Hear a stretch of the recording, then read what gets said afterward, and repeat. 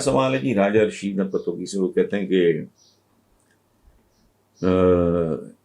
क्या आप भी मौलाना फजलुर रहमान और शहबाज शरीफ को मुबारकबाद देना चाहेंगे?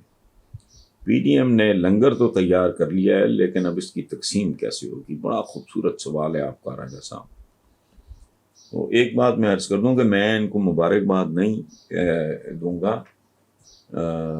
अगर इनके साथ इस सिलसिले में कुछ करना होगा तो मैं इनके साथ ताज़ियत करूंगा,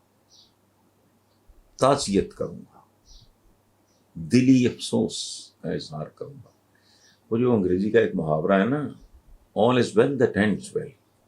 आप देखें सही के अव्वल तो पता नहीं वज़ीर आज़म होते हैं नहीं होते, वो बात की बातें हैं, लेकिन हो भी गए। वो जो है ना, मिल भी गया तो फिर क्या होगा, लाखों मिलते देखें, फूल भी खिलते देखें।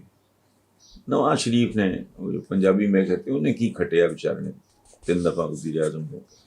भुट्टो ने कायदे अवाम बन के क्या किया? छोड़ें। और बुनियादी तौर पे हम इधर उधर भटकते हैं। कसूर ये कांटे इन्होंने खुद काश्त किए होते हैं। सो पीडीएम का लंगर आपने ठीक कहा है, इसकी तकसीम कैसे होगी? और दूर का नहीं, मैं इनसे ताज़ियत कर रहा हूँ। अब देखना अगर इनकी हुकूमत आ गई तो 6-8 महीने के बाद तमाशा क्या लगता है। सरदार ताहिर अमान हैं जी मंडी अहमदाबाद से।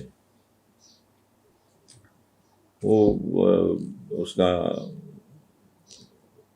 लंबा चौड़ा उन्होंने केस एक बिल्ड किया है, लेकिन उसका क्रक्स बॉटम लाइन क्या है, समरी है, क्या पीटीआई की कश्ती अब टाइटैनिक बन गई है? एक बात याद रखें, टाइटैनिक पे जितनी मूवीज बनी हैं, टाइटैनिक एक सिंबल बन गया है। वो बहुत बड़ा हादसा था, बहुत बड़ा अलमिया था। उसकी बहुत अरसे के बाद पता चला कि असल में वजह क्या हुई थी। तो टाइटैनिक बनना भी कोई मजाक नहीं है। तो कहने को क्या है, मुमकिन है ये सवाल टीपू सुल्तान के ज़माने में भी उठाया गया हो कि टीपू सुल्तान टाइटैनिक बन गया। सो ये इस तरह नहीं है। और एक दफ़ा जब ये मामला शुरू हो जाए ना,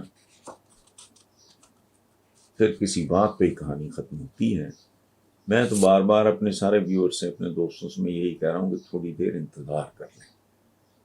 अभी प्रोमो चल रहा है, अभी टीजर चल रहा है, ड्रामा तो अब शुरू होना है। देखते जाएं होता क्या है।